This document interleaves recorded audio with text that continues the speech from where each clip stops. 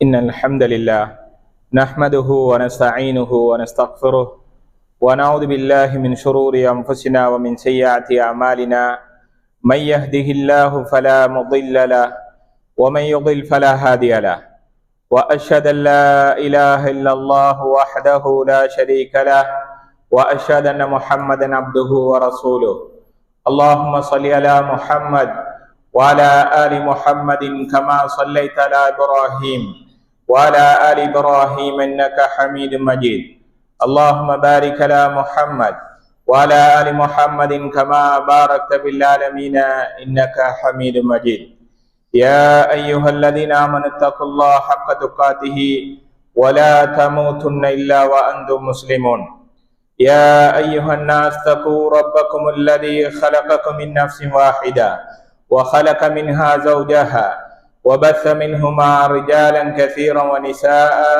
واتقوا الله الذي تسالون به والأرحام إن الله كان عليكم رقيبا يا أيها الذين آمنوا اتقوا الله وقولوا قولا سديدا يصلح لكم أعمالكم ويغفر لكم ذنوبكم ومن يطع الله ورسوله فقد فاز فوزا عظيما أما بعد فإن أصدق الحديث كتاب الله وخير الهدي هدي محمد صلى الله عليه وسلم وشر الأمور محدثاتها وكل محدثة بدعة وكل بدعة ضلالة وكل ضلالة في النار.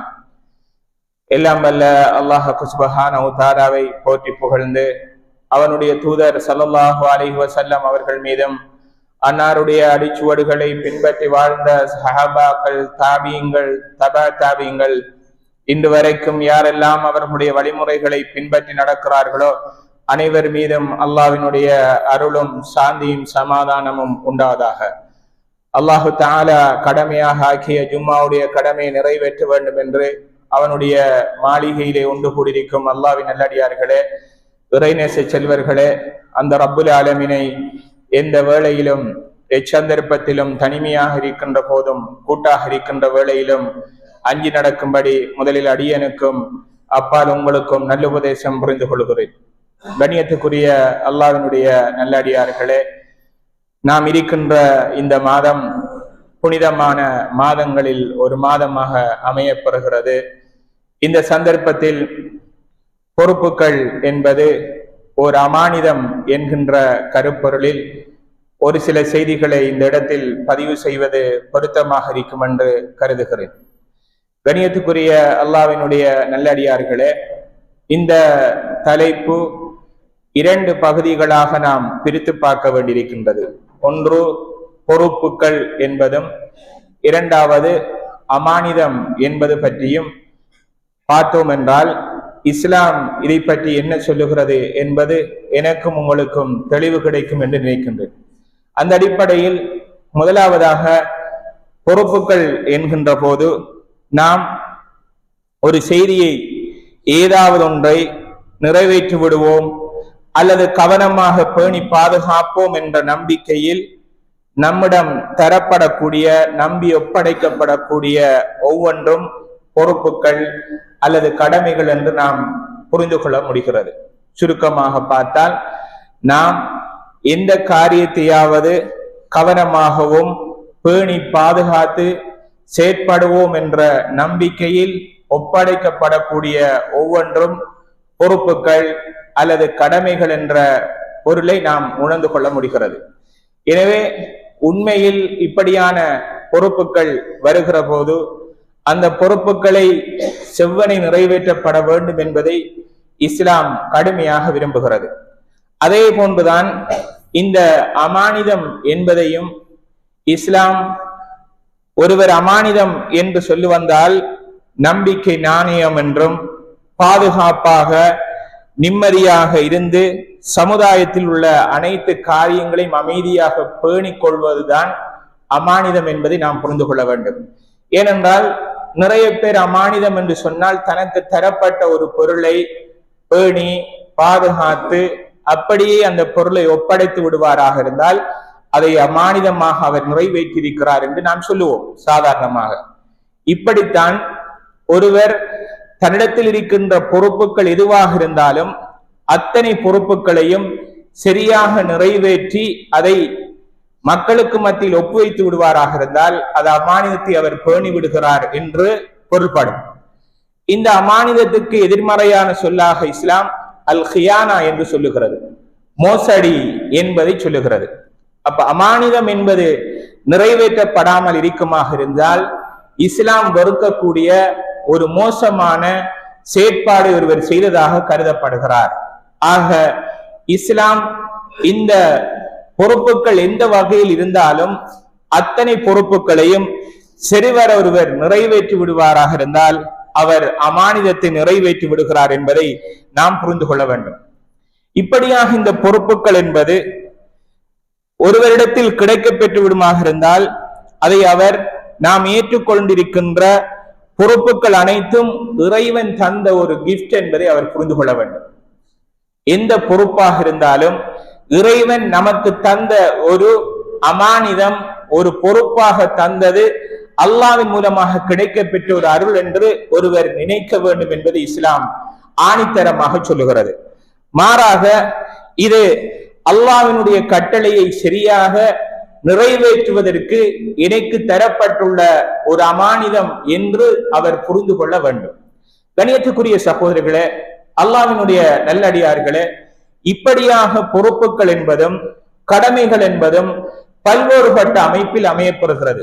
ஆனால் இன்று மனிதன் நினைத்துக் கொள்கின்றான், இந்த பொறுப்புகள், பட்டங்கள், பதவிகள், அந்தஸ்துக்கள், இருப்பிடங்கள் எல்லாம் கிடைத்து விட்டால் எப்படி நினைக்கிறான் என்றால் இது தன்னுடைய முயற்சியின் மூலமாக கிடைத்தது, தன்னுடைய ஆற்றலின் மூலமாக கிடைக்க பெற்றது, தான் எப்படியெல்லாம் முயற்சி செய்ய முடியுமோ அந்த முயற்சியினுடைய பிரதிபலிப்பு அப்படியாக அமையப்படுகிறது என்று ஒவ்வொருவரும் நினைத்துக் கொள்கிறார்கள். அப்படியாக அவர்கள் நினைப்பதன் மூலமாகத்தான் இந்த பொறுப்புகள் என்பது அமானிதம் இல்லாமல் போவதற்குரிய ஒரு காரணியாக அமைகிறது. ஏன் நான் இந்த சந்தர்ப்பத்தில் இந்த தலைப்பை எடுத்துக்கொண்டேன் என்றால், இப்போது நம்முடைய பகுதிகளில் எலெக்ஷன் என்பது நடந்து அல்லாஹ்வினுடைய ஏற்பாட்டில் ஒரு நிலை ஏற்பட்டிருக்கிறது.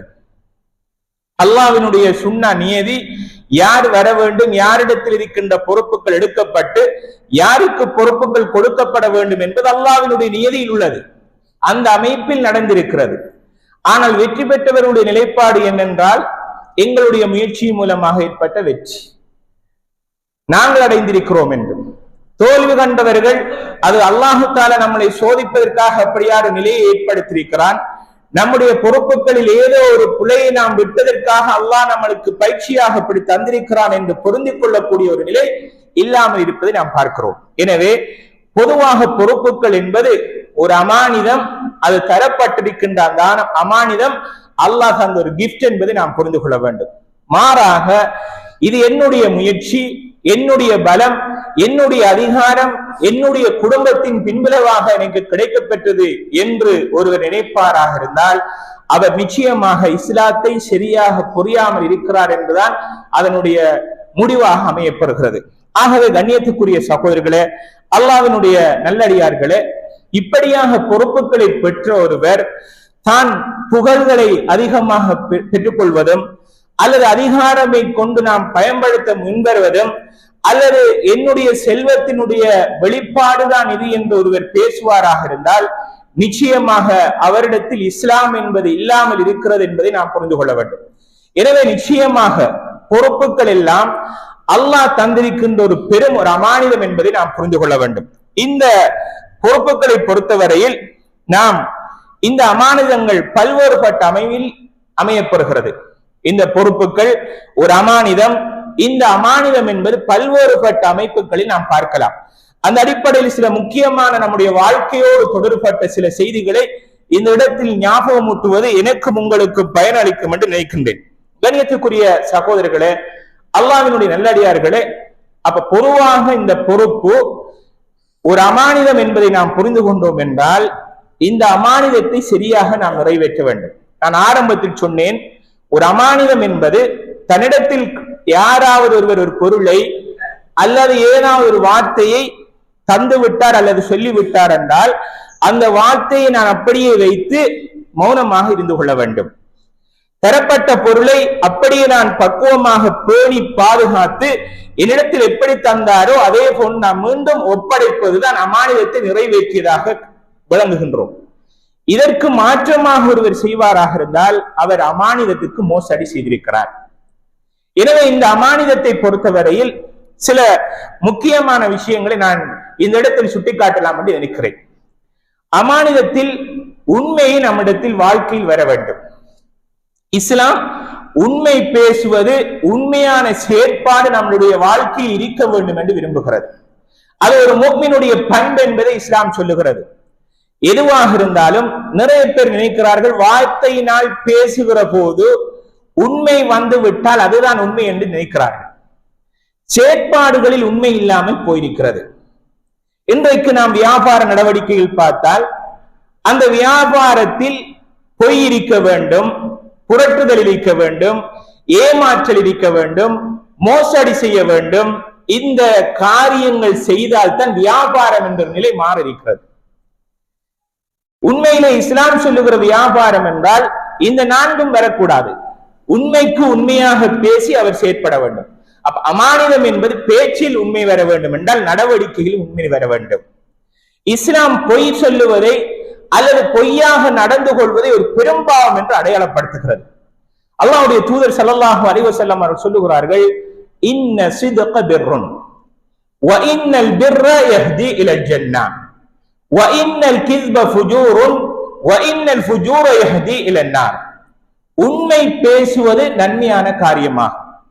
உண்மை ஒரு மனிதனிடத்தில் வருமாக இருந்தால் அவருடைய செயல்பாடில், அவருடைய வார்த்தைகளில் உண்மை என்பது வந்துவிட்டால் அது நன்மையான காரியமாகும். அந்த நன்மையான காரியம் அவரை சுவர்க்கத்தின்பால் இட்டு சேர்க்கும். பொய் என்பது பாவமாகும். அந்த பாவம் அவரை நரகத்துக்கு இட்டு சேர்க்கக்கூடிய ஒரு காரியம் என்று நபி ஸல்லல்லாஹு அலைஹி வஸல்லம் அவர்கள் சொல்லுகிறார். எனவே பொய் என்பது ஒரு சாதாரணமான அம்சம் அல்ல.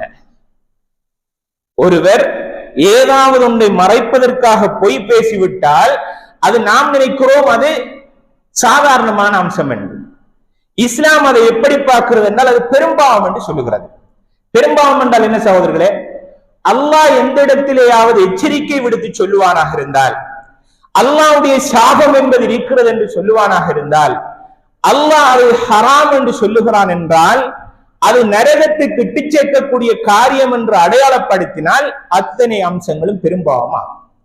எனவே ஒருவர் பொறுப்புகளை ஒரு அமானிதமாக எடுத்துக் கொள்கின்ற வேளையில் அந்த அமானிதத்தினுடைய அடிப்படையான அம்சங்கள் உண்மை வர வேண்டும். இன்றைக்கு பாருங்கள், எல்லோருடைய பெரும்பான்மையான நிலைப்பாடு பொய்யாகத்தான் இருக்கும். நான் வந்தேன் என்றால், ஒரு பொறுப்படுத்தேன் என்றால் அப்படி செய்வேன், இப்படி செய்வேன், அதை செய்வேன், சக்திக்கு மீறிய செயற்பாடுகள் எல்லாம் சொல்லிவிடுவார்கள். சொன்னால் தான் பொறுப்புக்கு வந்து விட்டார்கள் அல்லாஹ்வுடைய ஏற்பாட்டில், ஆனால் அந்த பொறுப்புக்கும் அவர்களுக்கும் சம்பந்தமே இல்லை. பேசியிருப்பார்கள் என்னமோ, நடக்குது என்னவோ என்ற மாதிரி இருக்கு. இதுதான் நிலைப்பாடு. அப்ப அமானிதத்தை அவர் சரியாக நிறைவேற்றுபவராக இருந்தால் உண்மை அவரிடத்தில் வந்துவிடும். அடுத்த விஷயமாக இஸ்லாம் சொல்லுகிறது, இந்த உண்மையை ஒருவர் பேசுகிற போது, இந்த பொறுப்பை அவர் அமானிதமாக கையாளுகிற போது அவர் சபைகளில் பரிமாறக்கொள்ளக்கூடிய நிலை ஏற்படும். இந்த நேரத்தில் சபைகளில் பேசப்படக்கூடிய இரகசியங்கள் பேணப்பட வேண்டும். அது ஒரு அமானிதம். இன்றைக்கு எப்படி நிலைமைகள் என்று பாருங்க. இரகசியம் பேசுவது என்பது ஒரு சாதாரணமா பயப்படக்கூடிய எந்த சபைகளாக இருந்தாலும் சரி, பள்ளி நிர்வாக கூட்டங்களாக இருக்கலாம், பாடசாலை நிர்வாகங்களாக இருக்கலாம், அரசியல் மட்டங்களாக இருக்கலாம், உயர்பீடங்களாக இருக்கக்கூடிய குழுக்களாக இருக்கலாம், எந்த குழுக்களை சேர்ந்தாலும் பேசுவதற்கு பயன்படக்கூடிய ஒரு நிலையாக மாறியிருக்கிறது. பேசினால் அந்த சபையிலே பேசப்படக்கூடிய செய்திகள் வெளியேறுவதற்கு முன்னால் செய்தி கிடைத்துவிடும். அப்படி என்றால் அந்த மஜ்லிஸ் என்பது ஒரு அமானிதம் என்பது இல்லாமல் போயிருக்கிறது. அப்ப சபை என்பது ஒரு அமானிதம் என்று உணர்ந்து கொள்ளக்கூடியவன் அவன் எதை பேசுகிறானோ, எதை எப்படியாக இருந்தாலும் அது அமானிதமாக இருக்க வேண்டும். சபைகளில் சில நேரங்களில் ஒவ்வொருவருக்கும் அவரவருக்கு விருப்பமான கருத்துக்கள் தெரிவிக்கப்படும். அந்த கருத்துக்களின் மூலமாக தீர்ப்பு சொல்லி தெளிவுபட வேண்டும். இது சபையில் நடக்கக்கூடிய ஒரு அம்சம். இது அல்லாமல் இந்த சபையிலே பேசப்படக்கூடியது பொருத்தம் இல்லாமல் போனால் அடுத்தவரிட்டு போய் சொல்லுவது அமானிதம் இல்லாமல் போய்விடுகிறது. எனவே சபைகளில் இரகசியமாக பேணப்படக்கூடிய அத்தனை அம்சங்களும் பேணப்பட வேண்டும். அப்படி என்னால் பேண முடியாமல் போனால் நான் அந்த சபையில் இருப்பதற்கு தகுதி இல்லாதவன். அது எந்த சபைகளாக இருந்தாலும் சரி, ஒரு சபையில் பேசப்படக்கூடியவைகளை இரகசியமாக இன்னொரு பேணிக்கொள்ள முடியாமல் போய்விட்டால் என்னிடத்தில் அமானிதம் இல்லை. எனவே அப்படியான அமானிதத்தை பேண முடியாத நான் அந்த சபையில் உட்கார முடியாது. அது எப்படியான சபைகளாக இருந்தாலும் சரி. அப்ப சபைகள் அதில் பேசப்படக்கூடிய இரகசியங்கள் பேணப்பட வேண்டும் என்பது இஸ்லாம் சொல்லுகிறது. அதே போன்று கண்ணியத்துக்குரிய சகோதரர்களே, அல்லாஹ்வினுடைய நல்லடியார்களே, சமூக கடமைகள் உரிய விதத்தில் நிறைவேற்றப்பட வேண்டும். இது ஒரு அமானிதம். சமூகத்திலே காணப்படக்கூடிய அம்சங்கள், உதாரணமாக நம்முடைய மஸ்ஜித், இந்த சூழலிலே ஏற்படக்கூடிய விபரீதங்கள் சிலது இருக்கும். பிழையான அம்சங்கள் காணப்படும். உதாரணமாக இளைஞர்கள் 10 மணிக்கு பிறகு பாதையிலே வாகனத்தில் செல்லுகிறார்கள். வாகனத்தில் செல்வது கூடாதல்ல. ஆனால் 10 மணியையும் தாண்டி இளைஞர்கள் 3 பேர் 4 பேர் 5 பேர்கள் என்று சேர்ந்து பாதையிலே சென்று அட்டகாசம் செய்கிறார்கள். இது எல்லா கிராமங்களில் நடக்கக்கூடிய ஒரு அம்சம். இப்படி நடந்தால் இந்த பள்ளி மஹல்லா சூழலில் உள்ளவர்களுடைய கடமைப்பாடு என்னென்றால் இவர்களுடைய நிலைப்பாடு என்ன, இவர்களை எப்படி கட்டுக்கோப்புக்குள் கொண்டு வர முடியும் என்பது திட்டம் திட்ட வேண்டும். இது ஒரு அமானிதம். இந்த பிள்ளைகள் யார் என்று அடையாளம் கண்டு யாருடைய பிள்ளைகளாக இருப்பார்கள் என்று பேசி அந்த பெற்றோர்களோடு சேர்ந்து இதற்கு என்ன நடவடிக்கை எடுக்க முடியும் என்பதை செய்து கொள்ள வேண்டும். இதே போன்று இன்றைக்கு இளைஞர்கள் கூடுதலாக அல்லாஹ் பாதுகாக்க வேண்டும், போதைக்கு அடிமைப்பட்டவர்களாக இருக்கிறார்கள். சாதாரணமாக நல்ல ஒழுக்கத்தோடு இருந்த இளைஞர்கள் அவர்கள் சரியாக இருக்க வேண்டும் என்று நாம் முயற்சி செய்தாலும் இன்றைக்கு ஷைத்தானுடைய சதிவலைகளுக்குள் உட்பட்டுக் கொண்டிருப்பதை நாம் பார்க்கிறோம். எனவே பள்ளி நம்முடைய கடமை, நம்முடைய சமூகத்தினுடைய கடமை. இப்படியான இளைஞர்களுக்கு என்ன செய்யலாம்? இவர்களுக்கு வெறுமனே நாம் பயான் நிகழ்ச்சிகளை செய்தால் அவர்களின் மாற்றம் கொண்டு வர முடியாது. பயான் பண்ணி அவர்களுக்கு ஏதாவது ஒன்று செய்து கொண்டால் அதில் ஒரு 100ல் ஒரு 10% அல்லது 20% தான் மாற்றம் கொண்டு வர முடியும். ஏன் எவ்வளவு புரோகிராம்களை நம்ம செய்கிறோம்? பயான் நிகழ்ச்சி என்ற அறிவித்தல் செய்தா எப்படி நம்முடைய சமுதாயத்தில் கிரௌட் வரும்? அது பாரிய அளவு கிரௌட் வராது. ஏனென்றால் இன்னைக்கு சமூக மாற்றம் அப்படித்தான் இருக்கிறது. ஆனால் அதே நேரத்தில் கிரவுண்டில் நைட் மேட்ச் என்று சொல்லி அழைப்பு விடுக்கப்பட்டால் சுப்ஹானல்லாஹ் ஒரு மெசேஜ் போதும். அல்லது பீச்சில் ஒரு மியூசிக் புரோகிராம் இருக்கிறது என்று சொன்னால் அது போதும், அந்த மெசேஜ் மட்டும் போதும். ஏனென்றால் ஷைத்தான் அதைத்தான் விரும்புகிறான். எனவே சமுதாயத்தில் ஏற்படக்கூடிய எத்தனை அம்சங்களாக இருந்தாலும் அதனுடைய கடமைப்பாடு அமானிதம். அதை எப்படி செய்ய வேண்டும் என்பது பிரித்துக் கொண்டு அறிவது அவசியமாகும். அதே போன்று என்னென்ன நிலைமைகள் எந்தெந்த இடத்தில் இருக்கப்பட வேண்டுமோ அத்தனை அம்சங்களையும் பேணிக்கொள்வதும் அமானிதமாகும். உதாரணமாக ஒருவர் ஒரு கிராமத்தில் இருக்கக்கூடிய ஒரு ஆலிம், அறிஞர் என்று சொல்லக்கூடிய ஒரு மௌலவியாக மார்க்கத்தை படித்தவர், அவருக்குரிய உரிமை நாம் கொடுக்க வேண்டும். இன்றைக்கு அப்படியான ஒரு நிலை இல்லை. மார்க்கத்தை படித்து தெளிவுபடுத்தக்கூடிய உலமாக்களுக்கு கொடுக்கக்கூடிய அந்தஸ்துகளை பார்த்தால் ஏதோ தானோ என்ற நிலையில் மாறி இருக்கிறது. அவர்களுக்குரிய கண்ணியம் இல்லாமல் இருக்கிறது. அவர்களுக்குரிய நிலையிலே அவர்களுக்கு கண்ணியம் கொடுக்கப்படுமாக இருந்தால் இல்லை. நம்முடைய கிராமத்தில் ஒரு டாக்டர் புதிதாக வெளியாகி வருகிறார், படித்து வருகிறார் என்றால் அவரை அணுகி எப்படி கையாள வேண்டும், அவர் மூலமாக நம்முடைய சமுதாயத்துக்கு என்ன பிரயோஜனத்தை அடைய முடியும் என்று பார்த்து அதை செயற்படுவது அமானிதமாகும். ஒவ்வொன்று பொருளுக்கும் உரிய உரிமைகள் கொடுக்கப்பட வேண்டும் என்று இஸ்லாம் சொல்லுகிறது. இப்படி அமானிதங்களை நாம் அடுக்கிக் கொண்டே செல்ல முடியும். அதே போன்று கண்ணியத்துக்குரிய சகோதரர்களே, அல்லாஹ்வுடைய நல்லடியார்களே, அல்லாஹு தஆலா தந்திருக்கின்ற ஒவ்வொரு நிஅமத்துகளும் அமானிதமாகும்.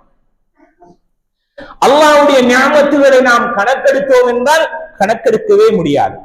எனவே அல்லாஹ் தந்திருக்கின்ற ஒவ்வொரு நிஅமத்துகளும் அது அமானிதமாக அமையும். பகுத்தறிவு அல்லாஹ் தந்திருக்கின்ற ஒரு அமானிதம்.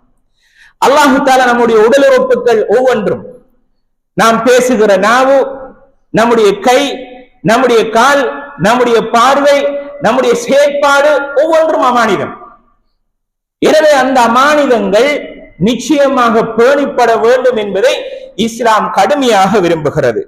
ஒருவருக்கு அல்லாஹு தஆலா சொத்து செல்வங்களை கொடுத்திருக்கிறார். சொத்து செல்வங்கள் கொடுக்கப்பட்டால் அது அல்லாஹ் கொடுத்த ஒரு நிஅமத். அது நான் என்னுடைய முயற்சி மூலமாக கிடைத்தது அல்ல, மாறாக அல்லாஹ் எனக்கு தந்திருக்கின்ற ஒரு அமானிதம் என்பதை நாம் புரிந்து கொள்ள வேண்டும். அதனால் தான் அல்லாஹு தஆலா அல் குர்ஆனிலே சொல்லுகிற போது, ஆயத்துல் குர்சி என்று சொல்லக்கூடிய அந்த அத்தியாயத்தில் நாம் ஓதுகிற போது, ஆயத்துல் குர்சி என்று சொல்லக்கூடிய வசனத்தில் லஹு மா ஃபிஸ் ஸமாவாதி வ மா ஃபில் அர்த், வானத்தில் உள்ளவை பூமியில் உள்ளவை அனைத்தும் அல்லாஹ்வுக்கு சொந்தமானது.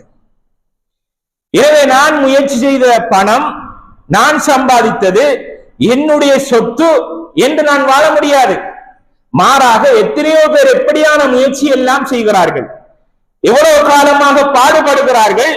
அவர்களுக்கு அல்லாஹு தஆலா சொத்துக்களை கொடுக்காமல், பணத்தை கொடுக்காமல் எனக்கு தந்திருக்கிறான் என்றால் அது அல்லாஹ் தந்திருக்கின்ற ஒரு பெரும் அருள், நிஅமத். அந்த அமைப்பை நான் அமானிதமாக பார்க்க வேண்டும். அது இஸ்லாம் சொல்லுகிற வழியில் அதை செலவு செய்ய வேண்டும். என்னுடைய கண் பார்வை அல்லாஹ் தந்திருக்கிற ஒரு அமானிதம் என்றால் அந்த கண் இஸ்லாம் சொல்லுகிற அமைப்பில் இருக்க வேண்டும். மாறாக இஸ்லாம் ஹராமான ஆபாச படங்களை பார்ப்பது, இஸ்லாம் வெறுத்திருக்கின்ற செய்திகளை கேட்பது, இப்படியான செயல்கள் எல்லாம் செய்தேன் என்றால் அமானிதத்துக்கு மோசடி செய்கிறேன். இப்படி ஒவ்வொன்றாக நாம் பார்க்கலாம். இதே போன்றுதான் கண்ணியத்துக்குரிய சகோதரர்களே, இமாம் இப்னு அப்பாஸ் ரலியல்லாஹு அன்ஹுமா அவர்கள் சொல்லுகிறார்கள், இந்த அமானிதம் என்பது, பொறுப்புகள் எல்லாம் அமானிதம் என்று நாம் பார்க்கிறோமே, அனைத்தும் ஹியல் ஃபராயில் அல்லதி இஃப்தரல்லாஹு தஆலா அலல் இபாத். இந்த அம்சம் அனைத்தையும் அல்லாஹு தஆலா அமானிதமாக பேண வேண்டும், பக்குவமாக ஆக்கிக் கொள்ள வேண்டும் என்பது அல்லாஹ் அடியார்களுக்கு கடமையாக ஆக்கியிருக்கிறான். இமாம் ஹசன் அல் பஸரி ரஹ்மஹுல்லாஹ் அவர்கள் சொல்லுகிறார்கள், ஹுவ அத்தீன், இந்த உலகத்திலே ஒருவர் பொறுப்புகள், கடமைகள் என்பது அமானிதமாக பார்ப்பது அதுதான் மார்க்கம். எனவே வத்தீனு குல்லுஹு அமானா, இந்த உலகத்தில் உள்ள மார்க்கத்தினுடைய அம்சங்கள் அனைத்தும் அமானிதமாக இருக்கிறது. யாரும் தப்பித்துக் கொள்ள முடியாது. எந்தெந்த அம்சங்களின் ஊடாக நாம் இருக்கிறோமோ அத்தனையும் அல்லாஹ் நமக்கு தந்திருக்கின்ற ஒரு அமானிதம் என்பதை நாம் புரிந்து கொள்ள வேண்டும். எனவேதான் இப்படியான அமானிதங்கள் நம்மிடத்தில் சரியாக இருக்க வேண்டும். இந்த கடமைகளும் பொறுப்புகளும் பலவிதமாக நாம் பார்க்கலாம். ஒன்று, அல்லாஹ்வுக்கு நாம் செய்ய வேண்டிய கடமைகள், பொறுப்புகள் என்று இருக்கிறது.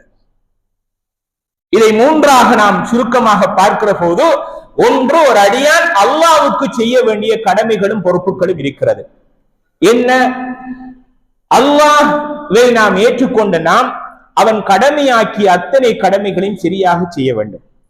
அவன் எதையெல்லாம் செய்யக்கூடாது என்று சொல்லியிருக்கிறானோ அத்தனை அம்சங்களை நாம் செய்யாமல் அதில் பக்குவமாகவும் பேறுதலாகவும் இருந்து கொள்வதுதான் அமானிதத்தை நிறைவேற்றியதற்குரிய அம்சமாக அமையப்படும். ஆகவே கண்ணியத்துக்குரிய சகோதரர், உதாரணமாக அல்லாஹ் நமக்கு தொழுகையை கடமையாக ஆக்கியிருக்கிறான், நோன்பை கடமையாக ஆக்கியிருக்கிறான். எதிர்வரக்கூடிய மாதம் ஹஜ் என்கின்ற கடமையை நம்முடைய சமுதாயத்தில் உள்ளவர்கள் செய்ய இருக்கிறார்கள், வசதி படைத்தவர்கள். நம்முடைய பகுதிகளிலே இன்ஷா அல்லாஹ் எதிர்வரக்கூடிய 11ஆம் அல்லது 12ஆம் தேதியிலிருந்து சகோதரர்கள் ஹஜ்ஜுக்கு செல்கிறார்கள். இது அல்லாஹு தஆலா கடமையாக்கிய அம்சத்தை நிறைவேற்றுகிறார்கள். இது ஒரு கடமையாகும். இதே போன்று கண்ணியத்துக்குரிய சகோதரர்களே, தனக்குத்தானே நான் கடமைகளும் உரிமைகளையும் இஸ்லாம் செய்ய வேண்டும், இது ஒரு அமானிதம் என்று சொல்லுகிறது. உதாரணமாக, நான் முழுக்க முழுக்க என்னுடைய வாழ்க்கையில் திருமணம் என்பது முடிக்காமல் நான் துறவரமாக வாழ வேண்டும் என்பதை விரும்புகிறேன் என்றால் இஸ்லாம் இதை வெறுக்கிறது. அப்படி ஒருவர் செய்ய முடியாது. அவருக்குரிய உரிமை என்பது இருக்கிறது. மனிதனுக்கு தனக்கென்ற உரிமைகள் இருக்கிற போது உணர்வுகளை மதிக்க வேண்டும் என்று இஸ்லாம் சொல்லுகிறது. ஒருவர் முழுக்க முழுக்க நான் நோன்பாடியாக இருக்க போகிறேன் என்று சொன்னால் இஸ்லாம் அதை வெறுக்கிறது. அதற்குரிய உரிமையை அவர் கொடுக்காமல் இருக்கிறார் என்று சொல்லுகிறது. அந்த கண்ணுக்குரிய உரிமையை கொடுக்க வேண்டும், உடலுக்குரிய உரிமையை அவர் கொடுக்க வேண்டும், அப்படி ஒவ்வொன்றையும் பேணிக் கொள்ள வேண்டும் என்று இஸ்லாம் சொல்லுகிறது.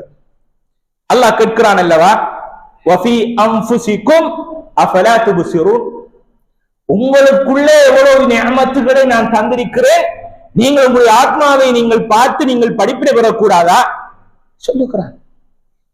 அல்லாஹ் எவ்வளவு பெரிய நிஅமத்தை தந்திருக்கிறான். நம்மளோடு இருக்கின்ற சில சகோதரர் அல்லாஹ் பாதுகாக்க வேண்டும், ஆக்சிடென்ட் படுவார்கள். பட்டால் அவருடைய கால் அல்லது கை உடைந்தால் அவர் படுற அவதியை நம்ம பார்த்துட்டு வாரமா இல்லையா?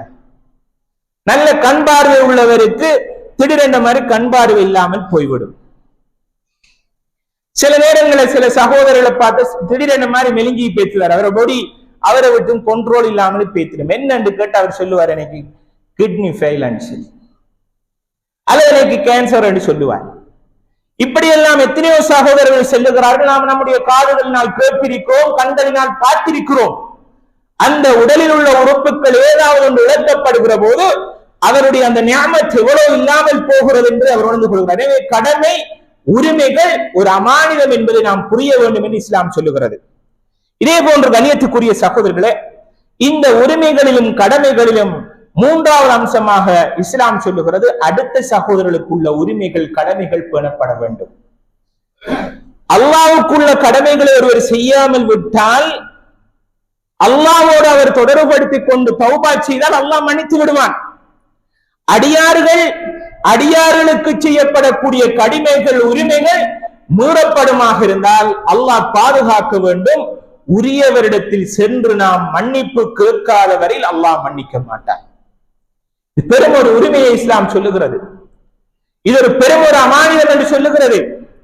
இப்ப உதாரணமாக ஒரு சகோதரனுடைய மானத்தை நான் அவமானப்படுத்தி விட்டேன், அடுத்த சகோதரனுடைய சொத்தை உரிமை இல்லாமல் நான் எடுத்திருக்கிறேன், அடுத்தவனை பற்றி நான் அவதூறு சொல்லியிருக்கிறேன் என்றால் இந்த மூன்றும் இஸ்லாம் சொல்லுகிற ஒரு பெரும்பாவமாக அமைகிறது. இந்த மூன்றை நான் செய்தால் ஒரு பெரும்பாவம் மாத்திரமல்ல, மாறாக நான் தொழுகிறேன், நோன்பு பிடிக்கிறேன், முன்சஃபிலே நின்று கொண்டு தொழுகிறேன், தஹஜ்ஜுடைய வேளையிலே எழும்பி அல்லாஹ்விடத்திலே பிரார்த்தனை செய்கிறேன். எப்படியெல்லாம் ஈடுபட்டாலும் நான் அந்த உரிய சகோதரிடத்தில் இருந்து அந்த மூன்று விஷயத்தையும் அடையாளம் கண்டு நான் அவரிடத்திலே சென்று மன்னிப்பு கேட்காத வரையில் ரப்புல் ஆலமீன் மன்னிக்க மாட்டான். இன்னைக்கு என்ன நடக்குது? சுப்ஹானல்லாஹ். அரசியல் களம் என்று வந்தால் அத்தனை சுப்ஹானல்லாஹ். ஒரு சந்தர்ப்பத்தில் இரண்டு பேர்களும் ஒரே மேடையில் இருந்து பேசுவார்கள், இன்னும் ஒரு சந்தர்ப்பத்தில் பார்த்தால் அவரை இவரும் இவரை அவரும் பேசுவார். அப்படி செய்தால் தான் அரசியல் என்று ஆழ்மனதிலே பதிந்து கொண்டிருக்கிறார்கள். ஏற்கனவே அவர்களுக்கு கிடைக்கப்பட்ட அந்த பொறுப்புகள் அமானிதம் என்பதை அவர்கள் புரிவதும் இல்லை. அப்படி கிடைத்த அந்த பொறுப்புகளை துஷ்பிரயோகம் செய்யக்கூடிய ஒரு நிலை ஏற்படுகிறது. எனவே ஒரு பெரும் ஒரு அமானிதம் அது. அடுத்தவனுடைய மானம் பேணப்பட வேண்டும். அடுத்தவனுடைய சொத்து எனக்கு ஹராம், அவன் எனக்கு தராத வரையிலும் அவனுடைய மானம் அது பொன்னானது, அதை அவமானப்படுத்த கூடாது என்று இஸ்லாம் சொல்லுகிறது. எனவே இப்படியாக சொல்லக்கூடிய இஸ்லாம் இந்த அமானிதமும் பொறுப்புகளும் மிக முக்கியமானது என்பதை நாம் புரிந்து கொள்ளக்கூடிய அமைப்பில் தான் அல்லாஹ்வுடைய தூதர் ஸல்லல்லாஹு அலைஹி வஸல்லம் அவர்கள் சொல்லக்கூடிய செய்தியை அப்துல்லாஹ் இப்னு உமர் ரலியல்லாஹு அன்ஹுமா அவர்கள் சொல்லுகிறார்கள். தெளிவாக இந்த ஹதீஸை புரிந்து கொள்ளுங்கள் சகோதரர்களே. என்ன சொல்லுகிறார்கள்? குல்லுக்கும் ராஇன் வ குல்லுக்கும் மஸ்ஊலுன் அன் ரஅயத்திஹி. நீங்கள் ஒவ்வொருவரும் பொறுப்புதாரர்கள், ஒவ்வொருவரும் நீங்கள் பொறுப்புகளை பற்றி நாளை மறுமையில் விசாரிக்கப்படுவீர்கள்.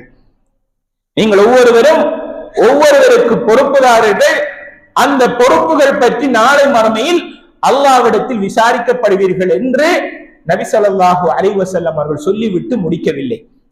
மாறாக சொல்லுகிறார்கள், வல் அமீரு அல்லதி அலன் நாஸி ராஇன் அலைஹிம் வ ஹுவ மஸ்ஊலுன் அன்ஹும். ஒரு அமீர், பொறுப்புதாரராக இருக்கக்கூடிய தலைவர், அவர் அந்த மக்கள் அனைவர்கள் மீதும் பொறுப்பாளராக, அந்த பொறுப்புகளை பற்றி அல்லாஹ் அவர்களிடத்தில் விசாரணை செய்வான். ஒரு நாட்டினுடைய தலைவர், அந்த தலைவர் மக்கள் குடிமக்கள் அத்தனை பேர்களை பற்றியும் அல்லாஹ் விசாரிப்பான். இரண்டாவது சொல்லுகிறார்கள்,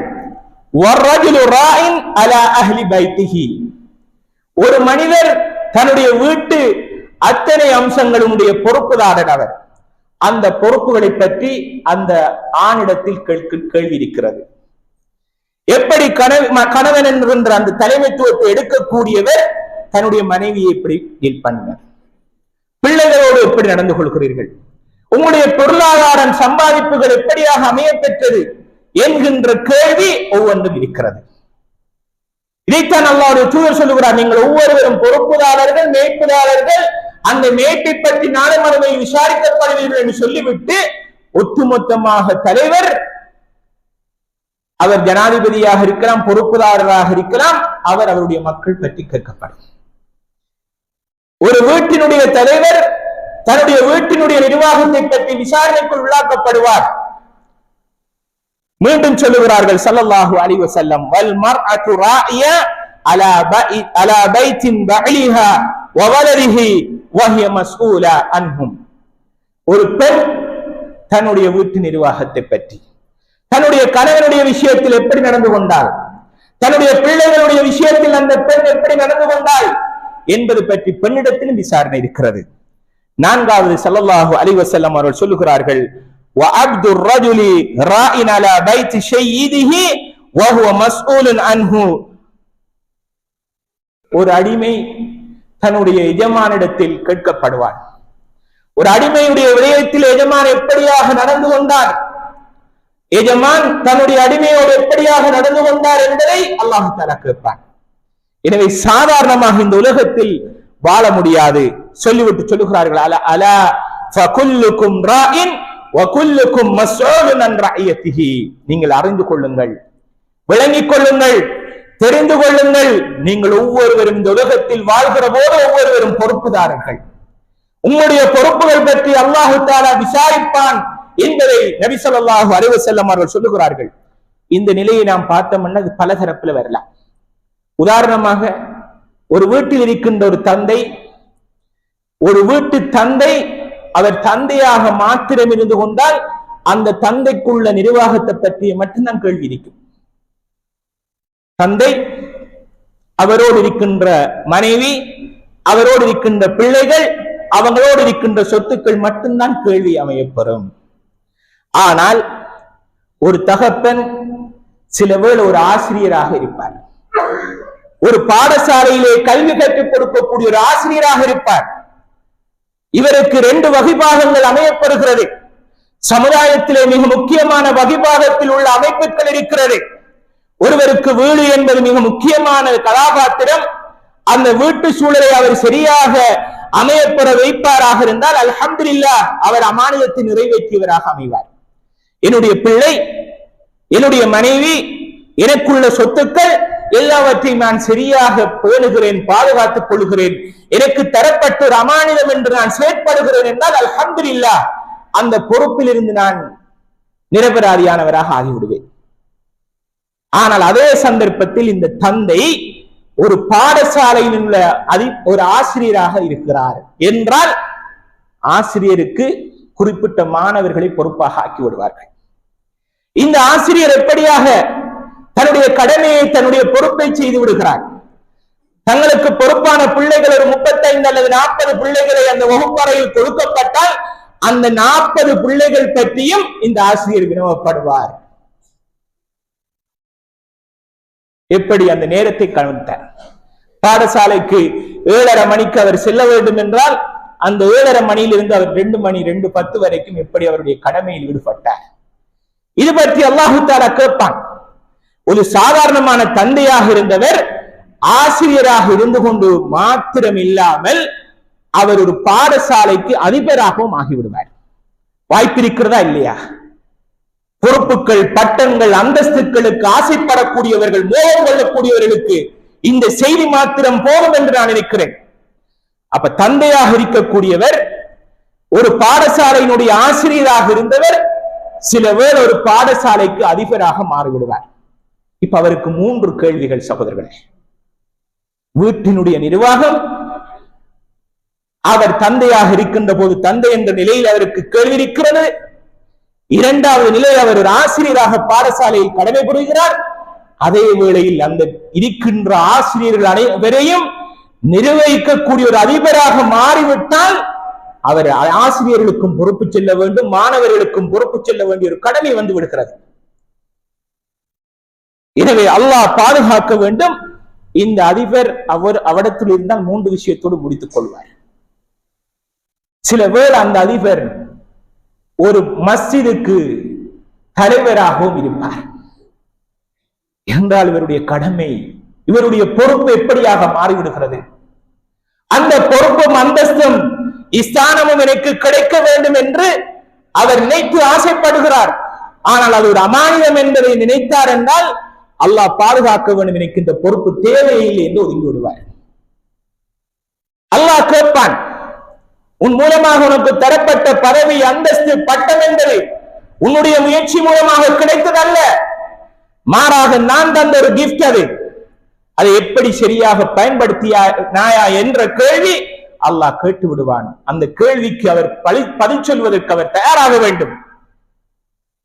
எனவே இப்படி ஒவ்வொரு கடமைகளும் பொறுப்புகளும் அல்லாஹ் விசாரிப்பான், அதை கேட்பான், அதற்குரிய கேள்விகள் இருக்கிறது என்பதை நாம் புரிந்து கொள்வோமாக இருந்தால் இந்த உலகத்தில் வாழ்வது என்பது தற்காலிகமாக வாழ்ந்துவிட்டு அல்லாஹ்வுக்கு பொருத்தமான முறையிலே வாழ்ந்துவிட்டு மரணிக்கக்கூடிய ஒரு நல்லடியானாக நான் ஆக வேண்டும் என்பது தான் இஸ்லாம் விரும்புகிறது சகோதரர்களே.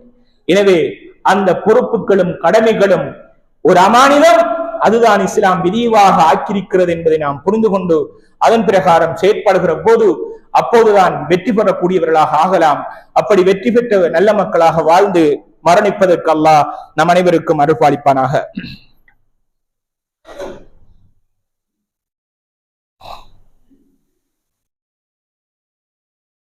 அல்ஹம்துலில்லாஹி ரப்பில் ஆலமீன் வஸ்ஸலாத்து வஸ்ஸலாமு அலா சய்யிதினா முஹம்மதின் வஅலா ஆலிஹி வஅஸ்ஹாபிஹி வமன் தபிஅஹும் பிஇஹ்சான் இலா யௌமித்தீன். அம்மா பாத்.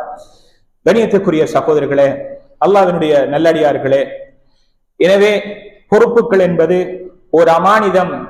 அதை இஸ்லாம் கடுமையாக வலியுறுத்துகிறது. அந்த வலியுறுத்தலினுடைய பின்புலமாக நாம் ஒரு செய்தியை புரிந்து கொள்ள வேண்டும். எந்த பொறுப்பாக இருந்தாலும், எந்த அந்தஸ்தாக இருந்தாலும் அல்லாஹ் தரக்கூடிய ஒரு கிஃப்ட் என்பதை புரிந்து கொண்டு அதை சரியாக செயற்பட வேண்டும். அந்த வெற்றி பெறுகின்ற போது ஒரு மூமினுடைய நிலைப்பாடு எப்படியாக அமையப்பெற வேண்டும்.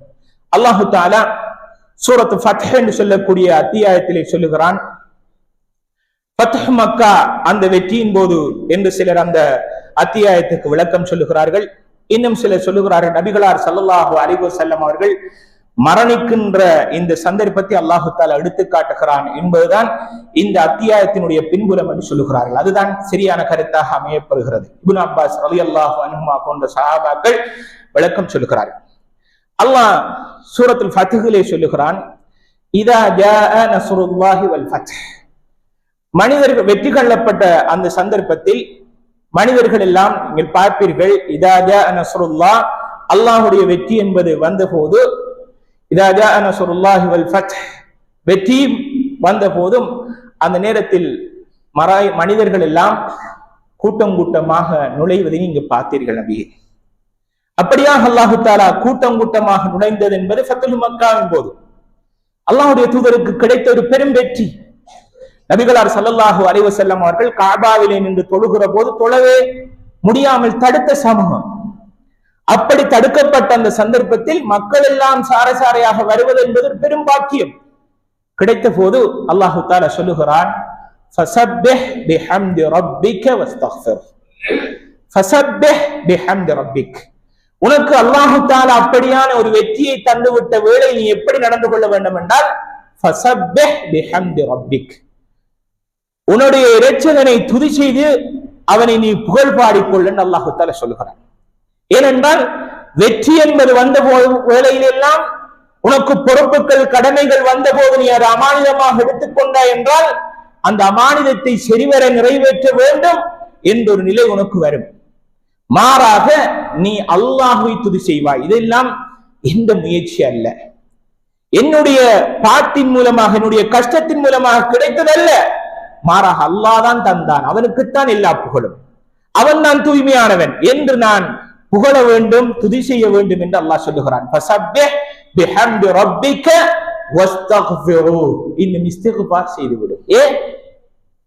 அஸ்தக்ஃபிருல்லாஹ். என்னிடத்தில் கர்வம் வந்துவிடும், அனானியத் வந்துவிடும். நான் தான் இந்த கதிரையை எடுத்திருக்கிறேன், நான் தான் இந்த பொறுப்பை எடுத்திருக்கிறேன், நான் தான் பாடசாலைக்கு அதிபராக இருக்கிறேன், நான் தான் இந்த ஊரினுடைய தலைவராக இருக்கிறேன், நான் தான் இந்த வருடம் ஆட்சியை அதிகாரத்தை கொண்டு வந்திருக்கிறேன் என்ற கர்வம் என்னிடத்தில் வரக்கூடாது.